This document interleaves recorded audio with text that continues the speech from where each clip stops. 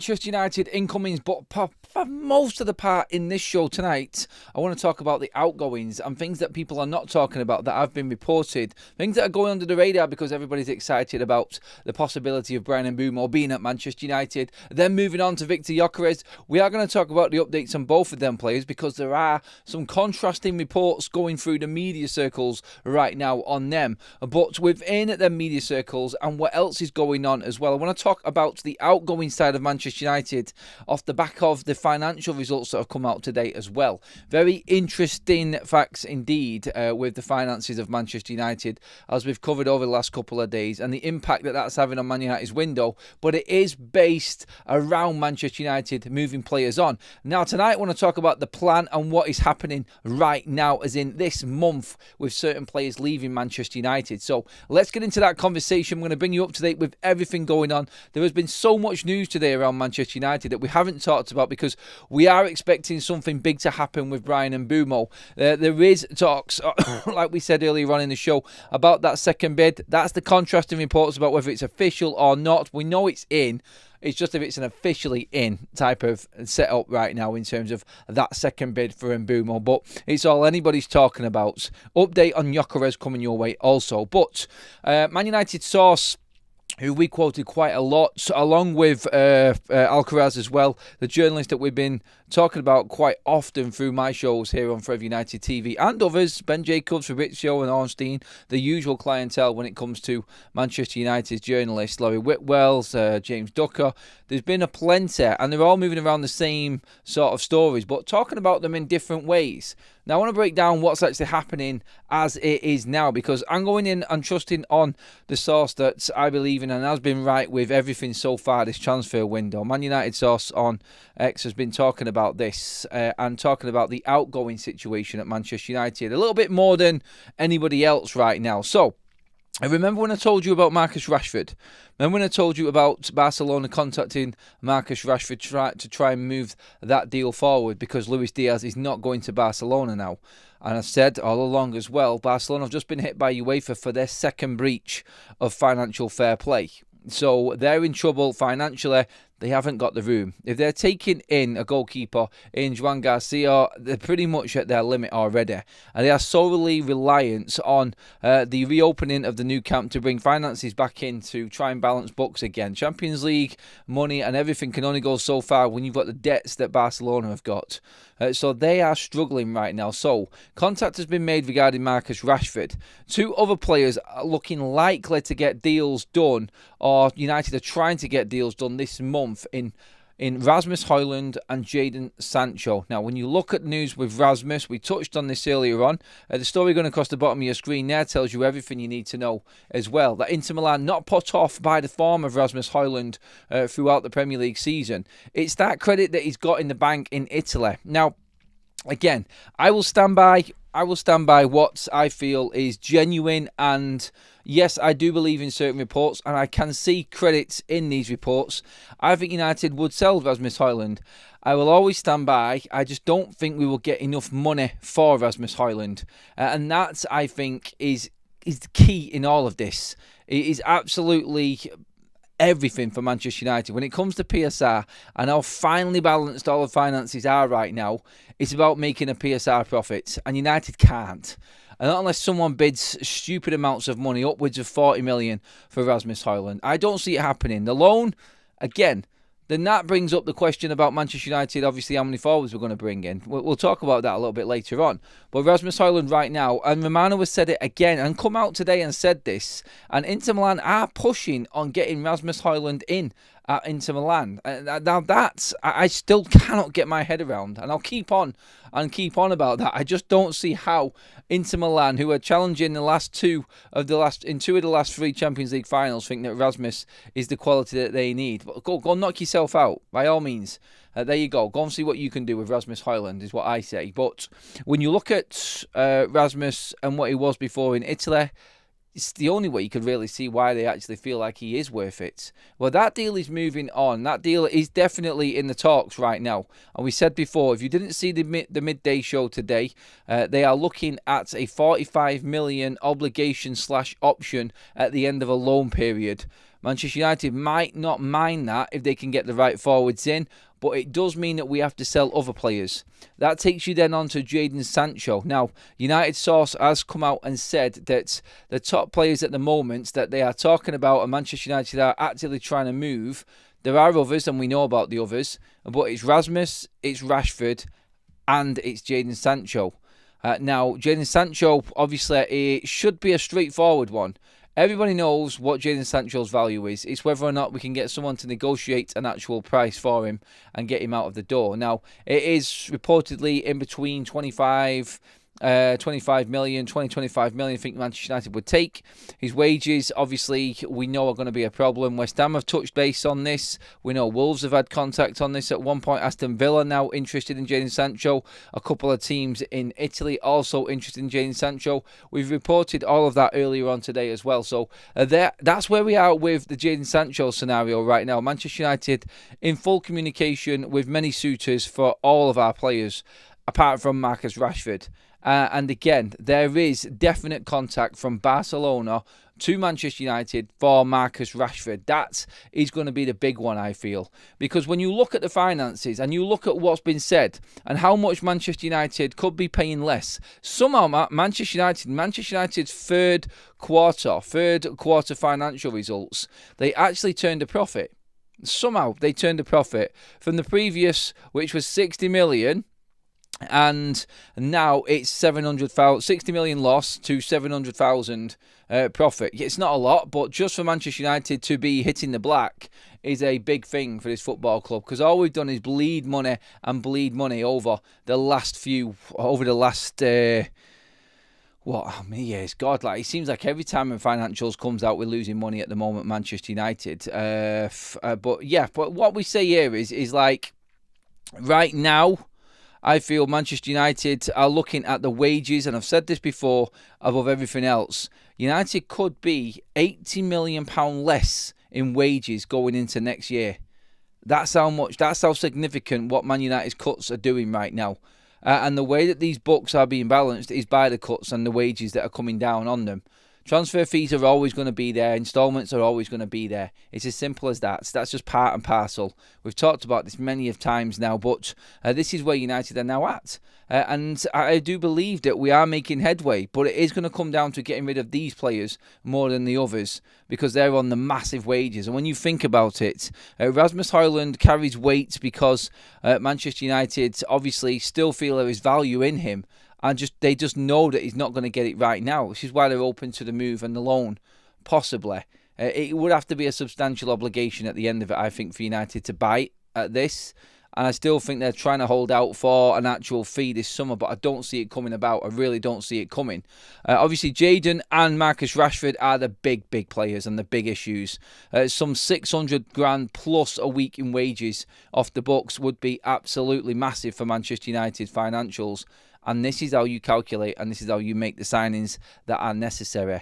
And them signings are the ones that we're talking about right now. So just to balance out everything that's going on right now, it's all a great push and a big let's get Mbeumo in and the excitement of Viktor Gyökeres. But just remember, there is other hard work to do on the opposite side of things for Manchester United yet, what nobody's going to look at and nobody's going to take into consideration, because we're all just getting blown away by the so-called signings that are coming into United, which is great. And it's good to see United spending money that's there available to them now to secure deals early in this transfer window. And United actively trying to move players on just to get them out of the way before July 1st, I feel, as well, when the next financial year comes about. Because I looking at it, like, there is so much work to do for Manchester United, and you've got to ask the question, do you feel confident as a United fan that they can get it all done in one window? I don't. But I do understand that if they get a large chunk of it done, then the next transfer window becomes easier. And eventually, 2 or 3 years down the line, we will be rid of all of the shit deals that this club has made in the players that have failed this football club, the freeloaders, the freedom fighters, as we call them, the headaches for Ruben Amorim. This is where United need to start just gathering a little bit of momentum as well, especially with the incomings being so important to United right now. Right. When we're looking at everything else that's going on right now, going to get some comments in, of course, on the show as well. By the way, rocking the retro training kit, which is on OK Jerseys, our kit partners, everybody. Just thought I'd put this one on. This one was sent to me. I've just received this today. So yeah, retro training kits. I've got a few of those I'm going to start sporting throughout the weekend as well. Use that link in the description, which is OK Jerseys, to grab one of these tops. Absolute brilliant quality and very, very cheap if you use that link that's in the description right there, everybody. So get onto that and grab yourself some quality tops, delivered within 2 weeks as well. So brilliant turnaround. Let's get through. When I said there's a lot of news, there is a lot of news going on right now, and it's probably too much to try and get through, but I'm going to read through quite a few bits here for you so you can just be fully up to date with everything, so you know the type of people that I'm talking about and who is being linked with what's what and who has said what's what within the journalist world on Manchester United today. Man United remain focused on offloading players such as Rashford, Garnacho, Sancho and Antony, with departures still key priority, like I just said. This is from Marco Alcaraz again. Selling these players could trim United's wage bill by roughly 50 million per year. It would also significantly boost the summer budget. So 50 million for them players alone, and we're not even talking the biggest guns of all in this here, are we? We're not even talking of like the main ones, which is the likes of Casemiro. That is a key one for United as well, and they are still open to selling Casemiro. But if they can get rid of Rashford, Garnacho, Sancho and Antony, that is massive. Rasmus Højlund comes off the back of a, I think, more tactical move, a strategic move, rather than a money necessary move, because his wages are not substantial. In this, Garnacho's are not either. Garnacho's, as we discussed, are only 50 grand a week wages, so he really doesn't fall into this category. He's not really an issue with wages at Manchester United, but he fetches 100% profit. And that, I think, is also going to play a big part in Man United's budget. So that was Marco Alcaraz on that one. There has been, from the back of the news earlier on about Bryan Mbeumo. So first of all, we heard that Manchester United have agreed personal terms with Bryan Mbeumo. This is apparently going to be between 165 and 175 grand a week wages. That isn't going to be an issue. He's already made his priorities, Manchester United. That's not a problem. But the stories that we were talking about earlier on about a fee being agreed, no, not agreed, sorry, I said that wrong. A fee and a proposal are put to Brentford for a second bid. The argument right now is it a genuine, official second bid for Bryan Mbeumo, or is it just talks of that second bid for Bryan Mbeumo? Some journalists are saying yes, some journalists are saying it's not there yet. There hasn't been any official bid. Look, when you're talking official and you're talking verbal agreements, I think there's probably another bid in. I believe in this, and I think Marco Alcaraz has said the same thing again. He said there is a bid in, and that is what Brentford and Manchester United are discussing over now.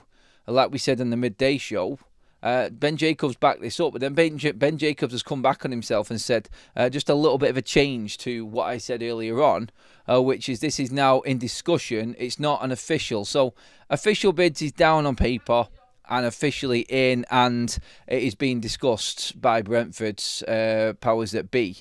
This, I think, probably would have been just Manchester United being told what it's going to take, United comfortably knowing exactly what they need to do and work out their own financial side of things, then going back to Brentford and agreeing this. I don't think this is going to drag on too long at all.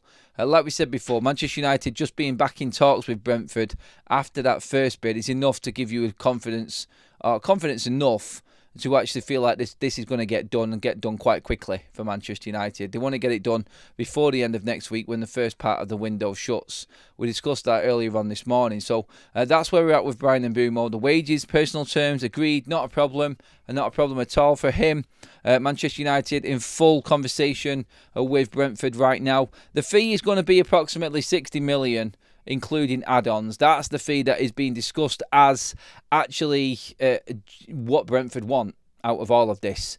It's between 60 and 65, which we know is what they said before. It's a similar price to Matheus Cunha. Nothing to stress and dramatise at all about here. It's going to get done, and Man United will have the man that they want. He is their top target, as the other 10.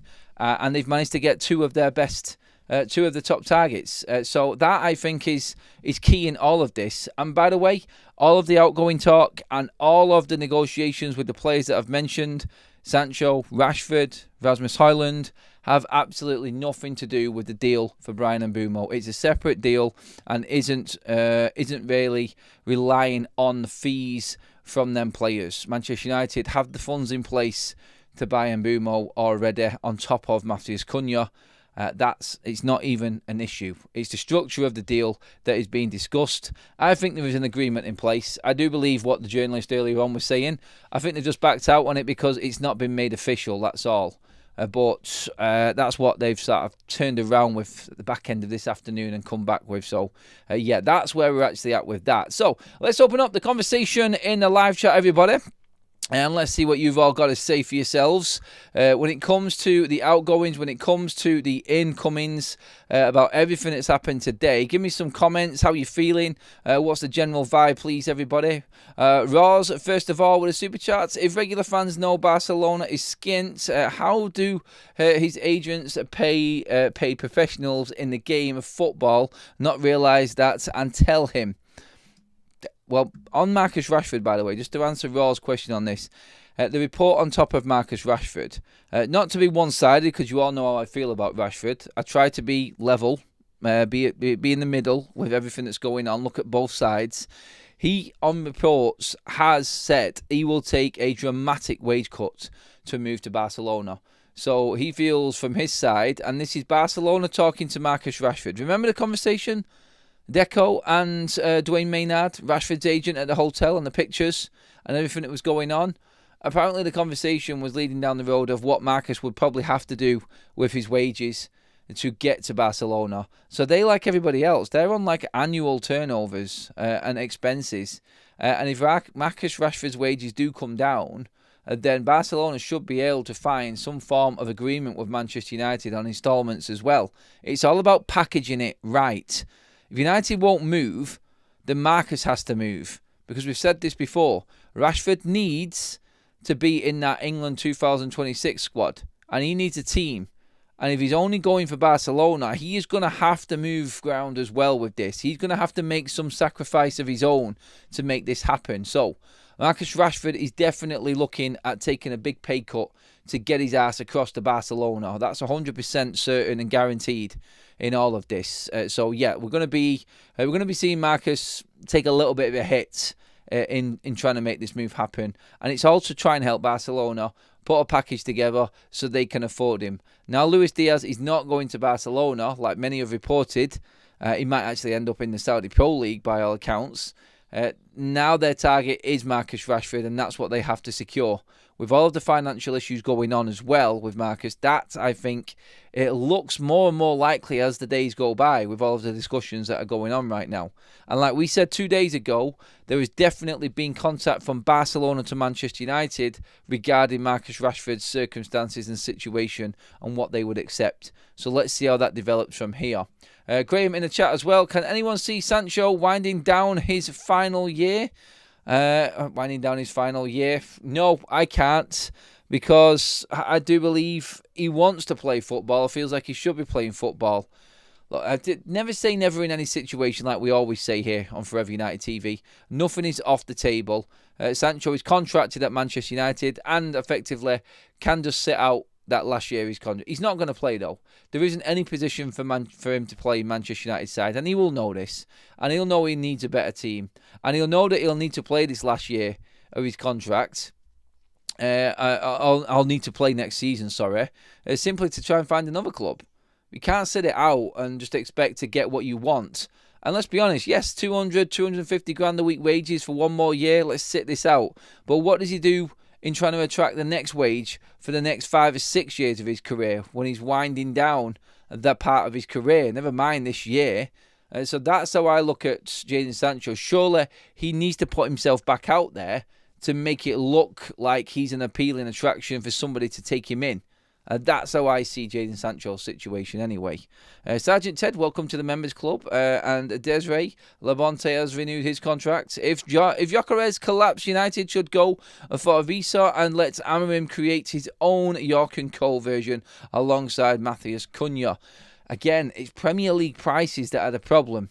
And I do believe that Manchester United, where they are going back to their roots a little bit here and bringing in ready-made, quality players, I do believe that they still need to draw the line somewhere and cannot buy just pure Premier League proven throughout this whole window. It's going to take a massive effort for Manchester United to get the players in that Ruben needs, and some compromises will have to be met.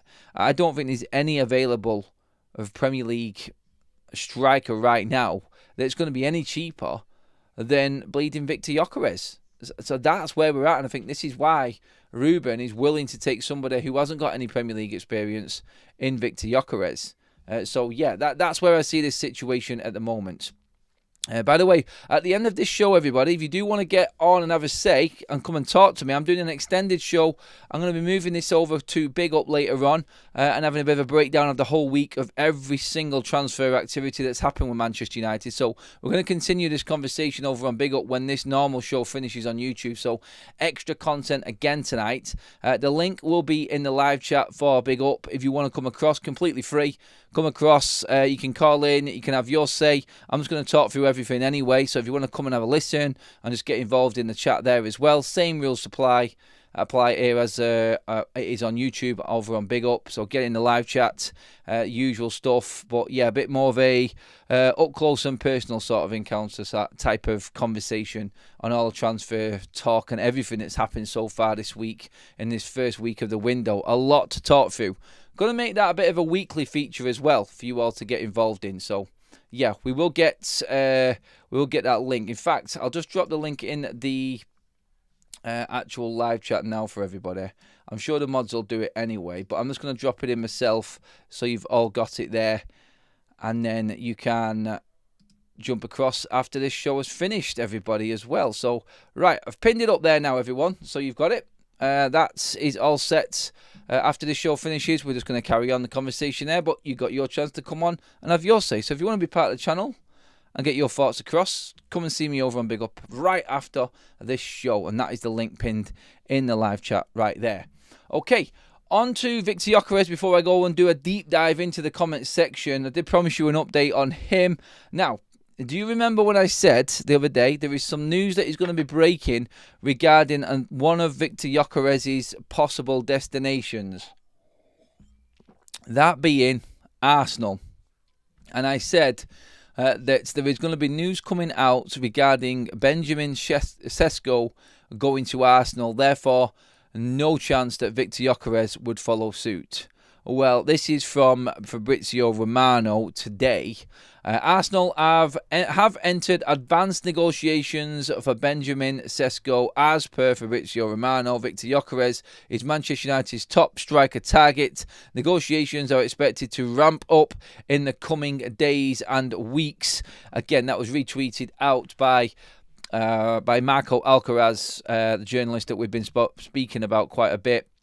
Romano confirming that advanced negotiations are now in place between Arsenal and RB Leipzig for Benjamin Sesko. It looks like he is going to be Arsenal's striker target, not Viktor Gyökeres. So this just leaves everything open for Manchester United. There isn't much more we can say. Yesterday, we covered it in detail. Yesterday, we said Viktor Gyökeres to Manchester United is a definite, and it can happen. United do need to raise a few funds to feel safe in getting the deal done. He is willing to wait for Manchester United for this to happen. No rush for him. Nothing to do this summer. No international tournaments. That was another point that we made. And he doesn't want Champions League football. Sorry, he doesn't need Champions League football. He believes in the project under Ruben Amorim. And within a year's time, Manchester United will be playing European football again.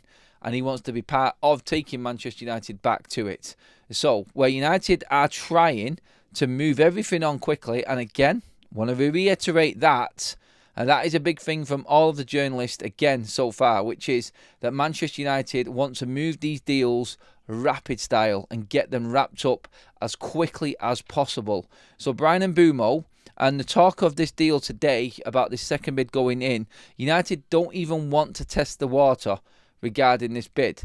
They want to make it look like they want that player and not give the selling club any opportunity to even think about going elsewhere or making this awkward. The only thing United need to do is meet a mark between 60 and 65 million for Bryan Mbeumo, and Manchester United are going to make that up through the rest of the rest of the add-ons. And that, again, like we said earlier on today, they're very specific and clear add-ons which Brentford will know what will trigger off and what they just want it simplifying, basically.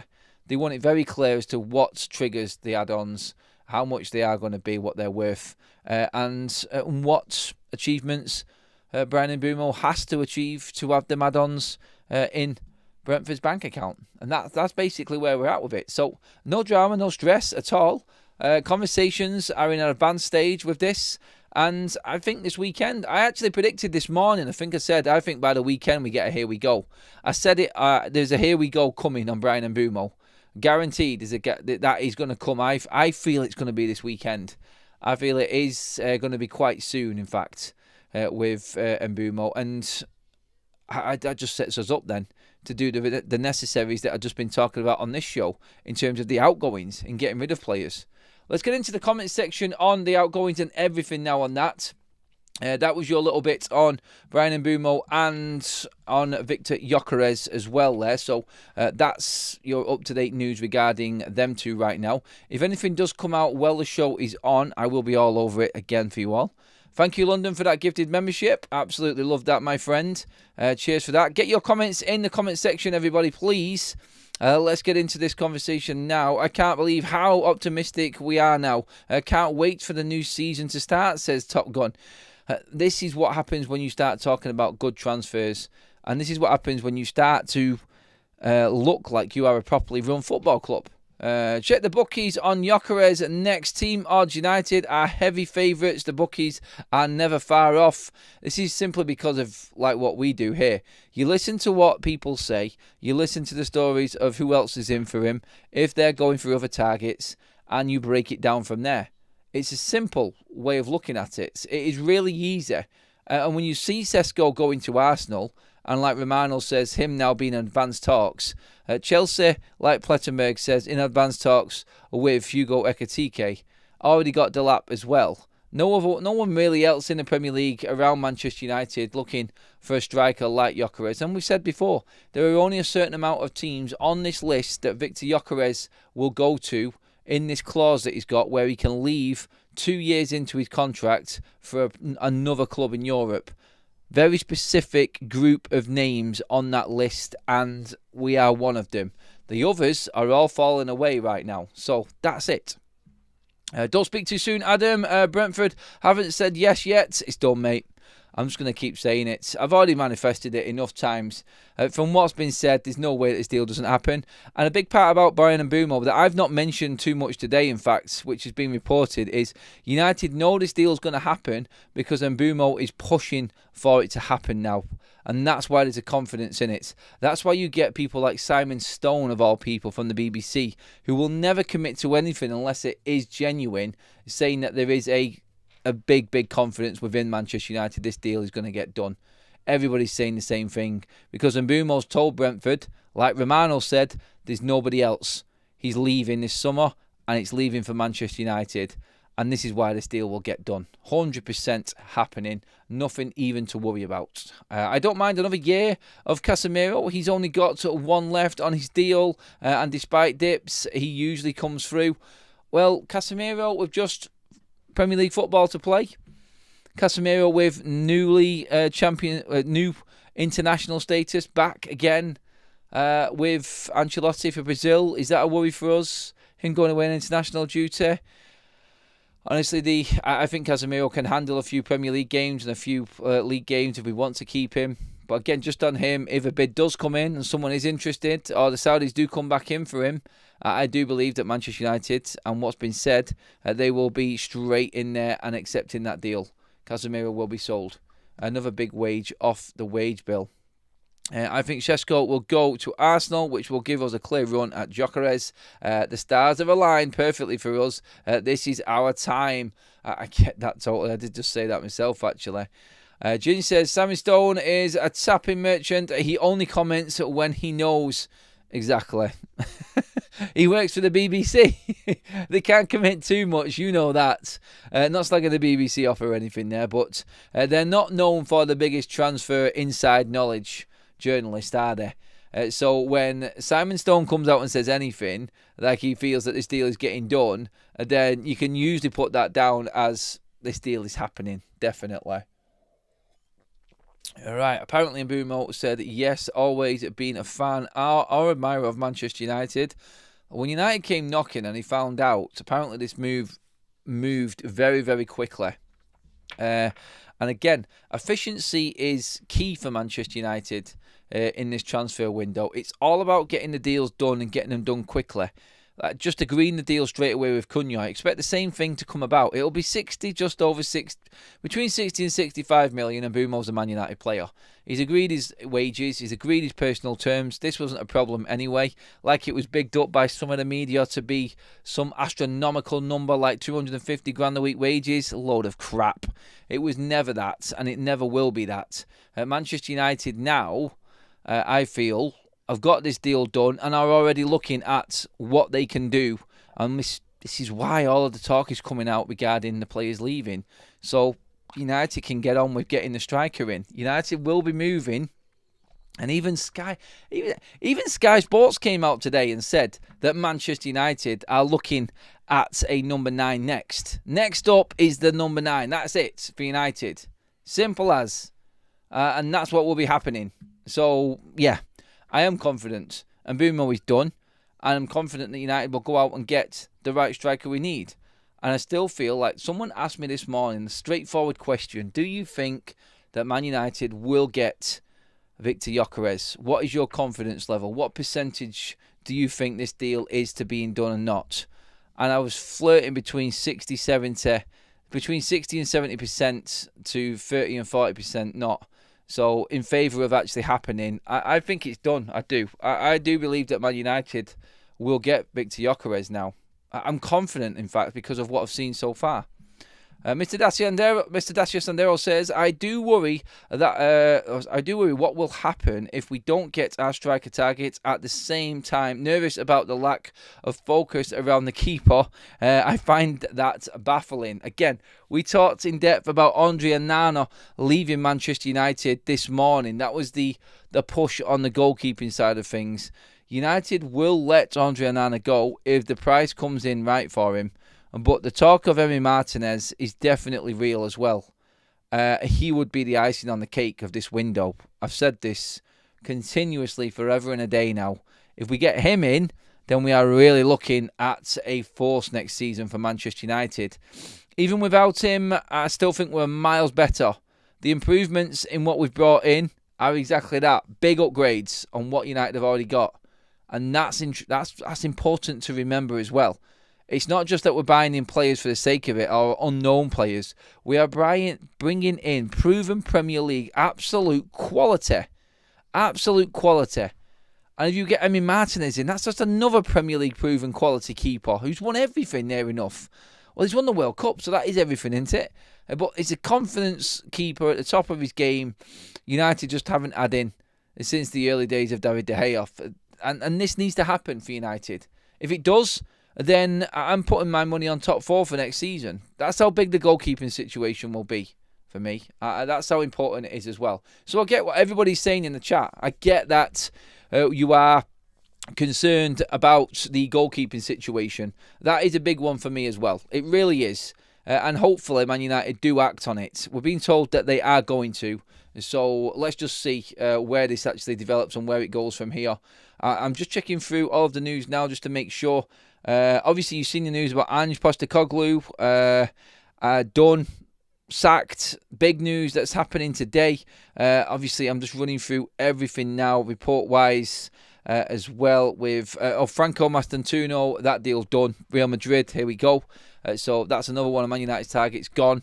That shows you how big and how good a player that guy was and why United were hell-bent on getting him. Like, credit for trying in the first place, and credit for Jason Wilcox for going in there and rubbing shoulders with the big guns, and especially in the predicament Man United are actually in right now. I think that is massive. I think that is big for him. But I just look at it and go, well, look, we've not got that target, but we've clearly got a plan B anyway.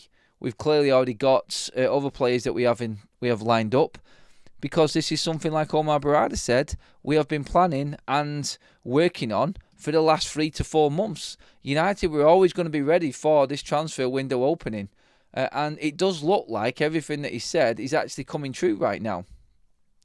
In terms of Man United's finances earlier on, I did make a big thing about this. Just some quick over-the-top figures for Manchester United in what these cuts are actually generating for us. Financial results for the third quarter of the fiscal year 2025. Total revenue increased by 17.4% during the quarter compared to the previous year, driven by additional matches played in the Europa League. Being in the European competitions does make a difference. The revenues were actually up for Manchester United. We're not going to have that next season, and that's where it hits. Wage costs fell by just under 22% compared to the previous quarter due to non-participation in the Champions League and staff reductions. So not needing to pay staff to cover the games, obviously, and everything else around that. And obviously the cuts that INEOS have made to the staff that are working there. Operating profit of 0.7 million, so £700,000 profit, operating profit for Manchester United. And I say that again, that word, profit, compared to an operating loss of 66.2 million the same quarter in the financial year 2024. And that's with a Champions League season, with the money that brings in. It was absolutely, it's crazy how much money Manchester United were wasting. And this just goes to show that Manchester United do have proper footballing operators in right now. When Sir Jim Ratcliffe said that he wants Manchester United to be a profitable club, he meant it. He sees ways around what United are doing. And where we don't like cuts and where we don't like price hikes and everything like that, look, they're in here trying to fix a mess that was created by an absolutely devastating ownership model in the Glazers and what they let happen at this football club. And if this turns out to be a great window, United look to prosper and we get back up there into the Champions League at some point over the next 2 years, people will look back on moments like this and go, well, actually, Manchester United did make a big statement with what they were doing with the cuts and all the cutbacks and everything like that. It did look like we didn't need this many staff at Manchester United. Look, I don't want anyone to lose a job. I don't want that to happen to anybody in any walk of life. And my son works at Old Trafford on match days as well. So I know what it's like, and I know how much these people actually rely on the money coming in. But sometimes, like in other big industries, things like this happen. And it's about survival. And the survival of this football club is determined by what happens on the pitch. And if saving some wages off the actual annual figures and the finances for this year is going to bring Manchester United a proven player in Bryan Mbeumo and Matheus Cunha, I can see a lot of fans forgetting about what was happening with all of these cuts a year down the line if these players are performing for Manchester United week in, week out. That's the necessary hard cuts that happen in all walks of life and industries. It's just, this is the football club that we're supporting that's going through this right now. And let's be honest, drastic change was needed at Manchester United.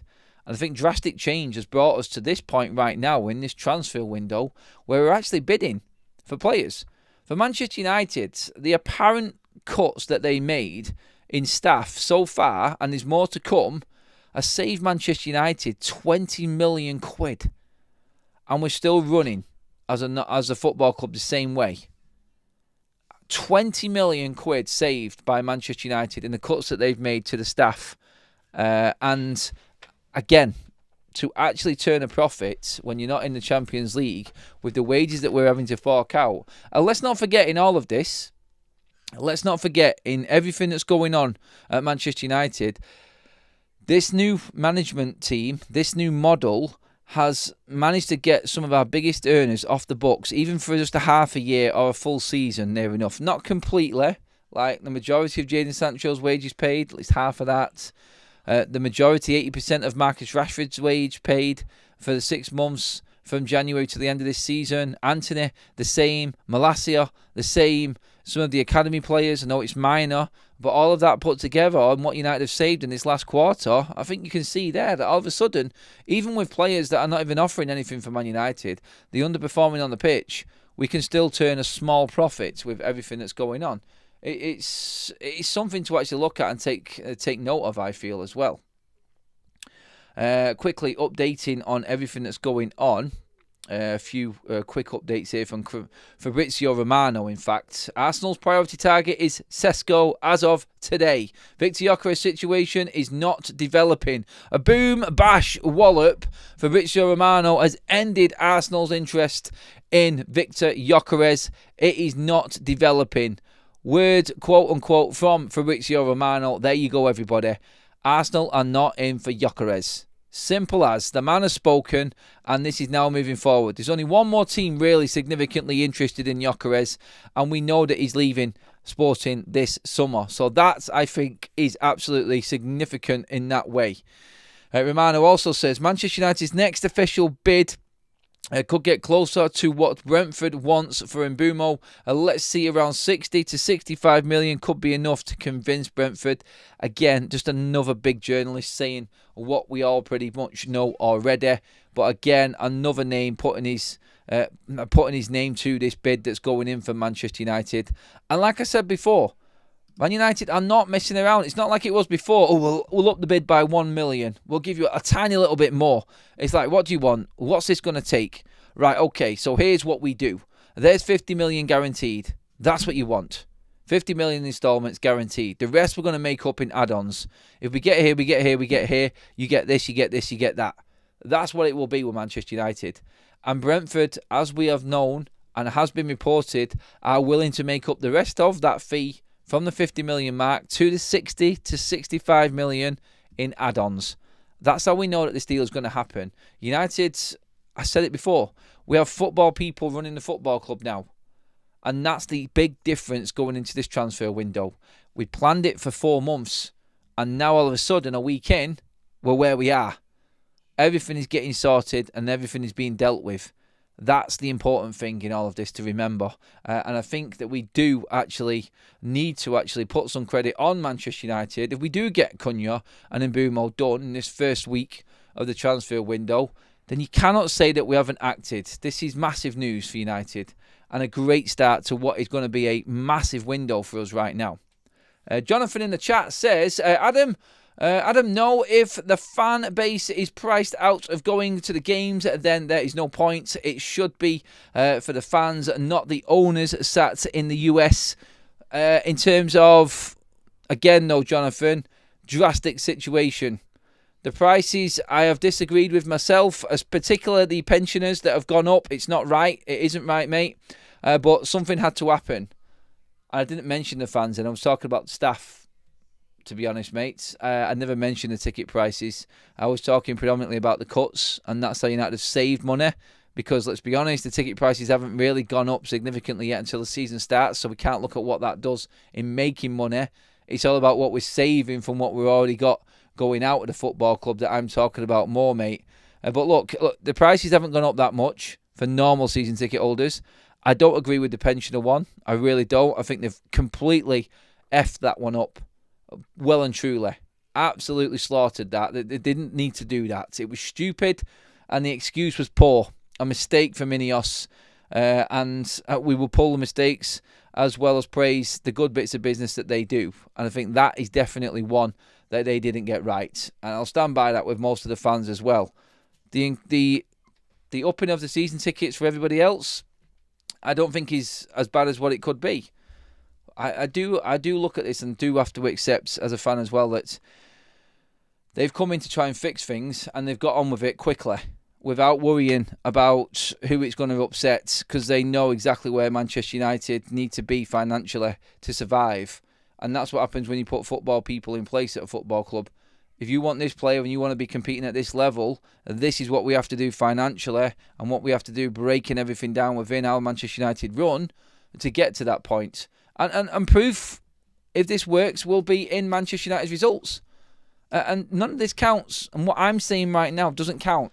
If Man United don't hit the ground running next season, the knives, I've said it before, they've already lined up. It's like the arrows are already sharpened and ready, and the bow's ready to go. Let loose. Straight at Ruben Amorim and INEOS. Because the judgment comes when the football starts. I remember sat here talking last summer about how positive it looked for Manchester United going in with the transfers that we made.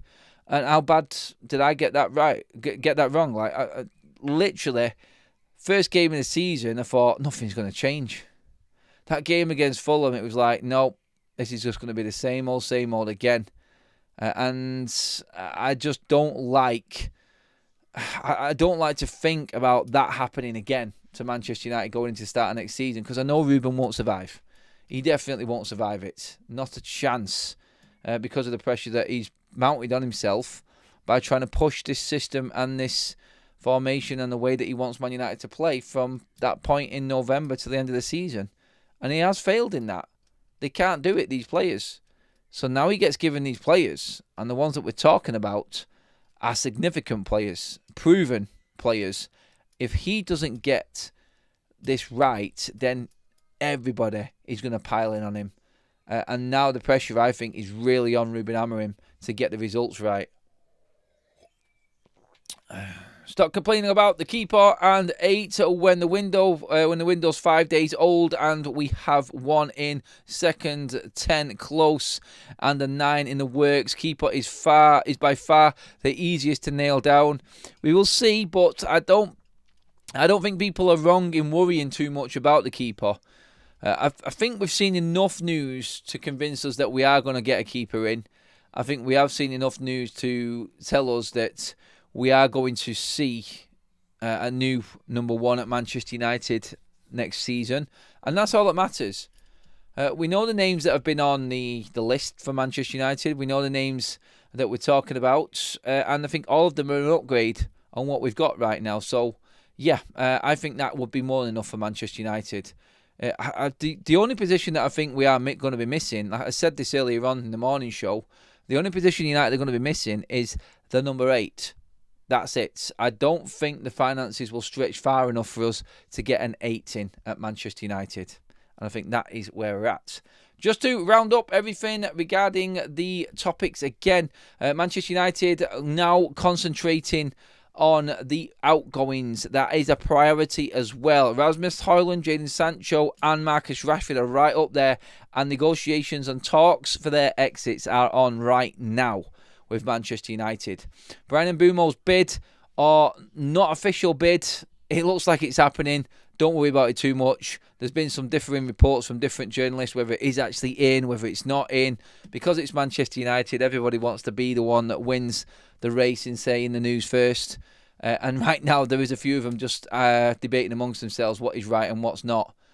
But what we can say is that personal terms are agreed with Bryan Mbeumo. He wants Manchester United, and this second bid is coming anyway, even if it hasn't already, and we will get him. Arsenal have committed and are in advanced talks with Benjamin Sesko. Why is that significant? Because Romano said that is happening. On top of that, they were the only real competitors in the Premier League vying for the name and signature of Viktor Gyökeres. I said this news was coming. It's now here. He's the only striker now on Arsenal's radar, and they are in advanced negotiations with Leipzig. He is their top target. Gyökeres is off for Arsenal. Romano has ended it all tonight. So that's all you need to know on that one as well. And Man United somehow managed to turn a profit in the third quarter. How the hell has that happened? I don't know. Roz in with the chats. Thank you, Roz. Again, super chat from you, my friend. What is the deal with Mount? He fits the system brilliantly when healthy, but when bringing in 2 starting 10s ahead of him can't be a good sign. There you go. That right there is the unreliability of a lot of this squad, and Ruben Amorim understanding what's necessary to do what he needs. Consistent performers of the highest level that have got the right mentality, fitness, physique, attributes and characteristics to do what Ruben needs. And that's what he's going to bring in. He's had enough of this squad. There are certain players that will be part of it. We know that. But there are certain players that days are numbered at Manchester United. But I'm just really, really happy that United have actually attacked the incomings before we actually got to the outgoings. It wasn't necessary to get the players out first and then think about it. They haven't thought about it. They thought about it before the window opened, and then as soon as it has, they've just got business done. That's the good bit and the positive sign in all of this. And the finances that United have got, we've got room to play with, and that's important as well to remember. We have a new member in the house as well. Andy, welcome to the Members Club. Please hit that subscribe button if you want to keep up to date with everything going on at Manchester United in this window in particular. We cover all of the on-field stuff. I'm at the games. We do everything on this channel, but when the window opens, we have got you covered. At least 2 live streams and more every single day. It doesn't stop. So if you want to be fully up to date and get your full content fix on everything going on with Man United, hit that subscribe button, everybody, please. Make sure you give this video a like. That should take us over 500 live likes yet again. Thank you everyone for being involved. As always, I will see you all in the morning unless something breaks tonight. No, actually, in fact, I said that wrong then. I will see you all on Big Up. That link in the live chat right now, everybody, that link there takes you to Big Up, where I'm going to be doing an extra show on top of this one right now. After this is finished, get all of your calls in. If you want to have your say and get involved. That is what we're going to be talking about on Big Up. The whole week's activities, every single transfer that's gone on. We're going to make it a weekly show over on Big Up as well, with all of the transfer stuff while this window is on. Quickly, just a couple of quotes out from Fabrizio Romano before I finish, everybody. He has just done his latest. Fabrizio Romano on Bryan Mbeumo, Manchester United. Bryan Mbeumo has an agreement with Manchester United and now working to get the deal done. I told you, Romano has confirmed it. Personal terms are agreed with Bryan Mbeumo. This deal will happen. It's just the final dotting of the T's and crossing, dotting of the I's and crossing the T's, sorry. He also says that Inter are definitely interested in Rasmus Højlund. Let's see now if clubs can find an agreement, but it's up to Inter. Are they going to commit to Rasmus Højlund, in other words? And Mbeumo rejected Newcastle, Arsenal and more clubs as he wants to wear the Manchester United shirt and play at Old Trafford. Both clubs are back in talks today, working to get the deal done. And Mbeumo has an agreement with United. It's done. That's what Romano has said. And that wraps up our show. More on this over on Big Up in just a moment. But for now, thank you, mods, for helping out in the chat. Again, absolutely epic job from all of you. I will see you all over on Big Up in just a moment's time. If you want to come on and have a chat with me and talk about these transfers, I'm opening up to you. I do a lot of the talking throughout these YouTube shows. So we've got our other platform where we can now get you involved as well. We're going to go through all of the week's news in detail. So that link in the live chat there takes you straight through to Big Up. So get onto that and I will see you all over there. Give the video a like on the way out. Subscribe to